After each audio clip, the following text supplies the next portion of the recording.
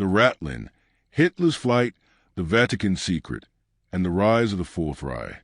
A cold case investigation into how Adolf Hitler and senior Nazis escaped Berlin, survived in Argentina, and were protected by church, intelligence, and post-war power brokers. Introduction. At precisely 11:26 a.m. on July 27, 1945, a cryptic FBI teletype landed on the illustrious desk of J. Edgar Hoover. It bore a sensational report that sent shivers down the spines of those who dared to consider its implications. Adolf Hitler, the mastermind behind the cataclysmic World War, was allegedly sighted alive, in the shadowy recesses of Argentina. The telegram, dispatched by an informant in South America, painted a vivid scene that felt like something ripped from the pages of a thrilling spy novel. The Führer, conjured in the public imagination as a spectral figure haunting the blasted ruins of Berlin, was said to have emerged from a German submarine near the coastal town of Necokia. He was reportedly flanked by men disguised in civilian attire, their expressions inscrutable, and greeted by local officials, an enigmatic tableau cast in an aura of mystery. This singular communication with but one voice in a cacophony of reports flooding in that year.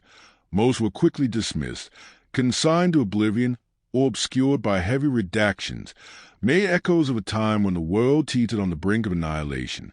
However, this account wove itself into the fabric of post-war intrigue, becoming a loose thread, one that, when deftly tugged, would unravel a narrative far darker and more intricate than the simplistic legend of bunker suicide. The official narrative, a tale that has been extolled in history textbooks, meticulously depicted in documentaries, and reiterated in intelligence briefings, proclaims Hitler's inglorious demise in the heart of Berlin, his body incinerated beyond all recognition, the Nazi leadership decapitated in a single, decisive stroke. This consensus, now entrenched as a cornerstone of 20th century history, provides a veneer closure to a historically bloody wound. Yet, beneath this polished surface, a relentless undercurrent of doubt has haunted historians and conspiracy theorists alike. Within the musty files of the FBI, the clandestine archive of the Office of Strategic Services, OSS, and the profoundly enigmatic vaults of the Vatican, a trove of evidence beckons, hints at another, far more disturbing reality. Revelations from South American witnesses, many stained by the scent of complicity, intertwined with shadowy post-war maneuvers orchestrated by intelligence agencies determined to hunt down the remnants of the Third Reich. The fragmented whispers of history demand our attention.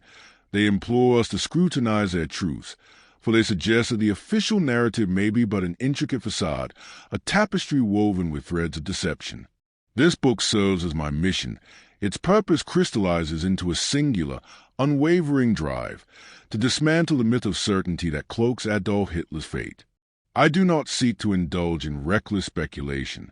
Instead, I aim to reconstruct the clandestine machinery that may have permitted leading Nazis, including the Führer himself, to slip away from the cataclysmic ruins of Berlin and find sanctuary in the welcoming embrace of the Americas. This formidable undertaking reveals layers of deception. It narrates a world where secret negotiations, compromised officials, and forged documents coalesce in a dark symphony of betrayal. The very institutions that celebrated their victory over tyranny may have played a substantial role in facilitating these audacious escapes.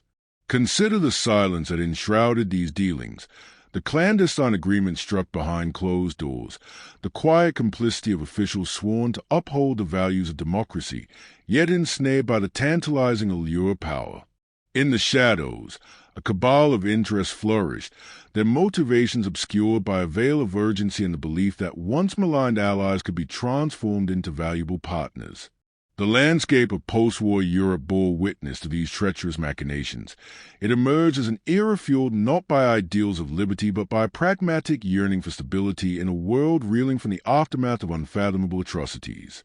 With every revelation unearthed in this narrative, the specter of Hitler looms larger, an insistent figure whose very essence resists simple categorization within the annals of history. Could it be that the Führer, that embodiment of fascism and terror, eluded the clutches of fate? The implications of such a possibility are staggering. They not only refract our understanding of the post-war world, but also unveil a disquieting truth about those who claim to be the victors in a grand ideological struggle. As we peel back the layers of this complex enigma, the story unfolds like a cinematic tapestry, rich in details, a compelling account woven through the golden threads of intrigue and the shadowy wisps of conspiracy.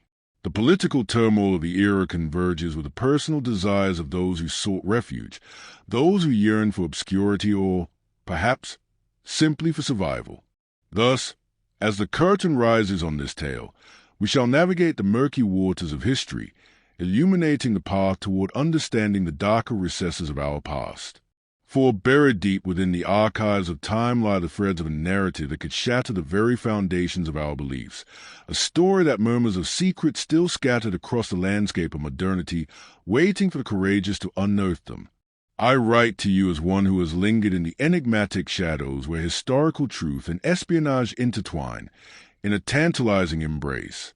My decades-long odyssey as a military intelligence contractor and a devoted researcher of Cold War intrigues has afforded me unparalleled access to classified archives, black files, and the clandestine testimonies of individuals whose insights rarely come to light. I have traversed the dimly lit corridors of Vatican repositories, engaged in hushed conversations with Argentina's intelligence operatives, and scrutinized documents once embossed with the ominous seal of secrecy. My research weaves together